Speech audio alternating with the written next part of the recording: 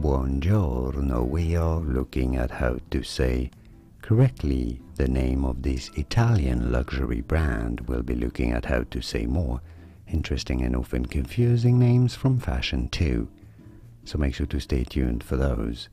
So how do you say this? Well, many in English say it as Versace, right? Which I guess is better than Versace. But still, that's not how it is said. In Italian, this is pronounced for reference as Versace, Versace. Therefore, say at least Versace, Versace, not Versace. And now you know.